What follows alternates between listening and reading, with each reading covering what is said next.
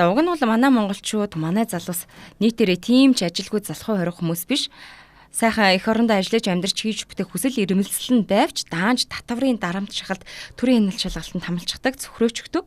Гэхдээ зарим нь аргаа болоод хүний нутагт очиод за тэнд амьдрах таатай нөхцөлтэй банкны хүү бага зээлийн нөхцөл хөнгөнгээд бизнес нь их сайхан боломжтой явж байгаа залуус олон байна.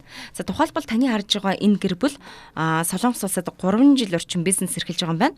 Тэгээд Солонгост ажиллаж амьдарч байгаа 60 мянган монголчуудын төлөөлөл гэж ойлгож болно.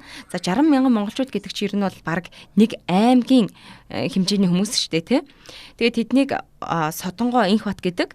За хосууд гэрийн боорцог, хонь үхрийн махтай бууз, банш талах нарийн бов хэрцэн гурил бэлдэж зардаг юм жижиг хэмжээний цехийг Солонгост байгуулсан юм байна.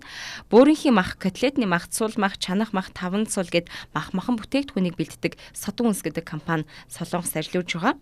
За ихэнх үйлчлүүлэгчид нь монголчууд байдаг гинэ. Уг нь бол Солонгос улс шиг одоо энэ мэтчлэн залуусаа иргэдэд дэмжиж өгдөг бол шинийг хийж бүтээх хүсэл тэмүүлэлтэй залуус Монголд өчнөө байдгаа гэж инх хотын гэрэлээр ирж байсан. Бизнес хийдэг хүмүүсийн хавьд хамгийн тохиромжтой ээлтэй юм нь бол юу гэдэг юм бэ? Одоо банкны хүү маш бага байд юм байна. Тэгэхээр одоо зээлийн хүү бага байна гэдэг бол бизнес эрхлэгчдэд хамгийн том дэмжлэг. Одоо бид нар одоо нөгөө айхтар том сангуудаас л зээл авч чаддгүй бол бизнес жижиг бизнес эрхлэгчд бол дандаа л банкны өндөр хүүтэй зээл авдаг штеп.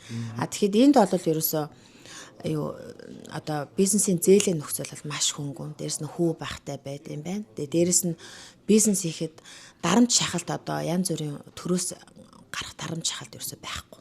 Энд мэдээж хүнд хүчээр ажил хийж байгаа одоо манай монголчууд маань мэдээж нэгдүгээрт одоо хүнсний хэрэглээ маш чухал. Хүнс ялангуяа эдний Солонгос орны маань хоол хүнс мэдээж монгол хүний одоо тэр бие махбодод одоо таар тохирох нь нэлээд ховор.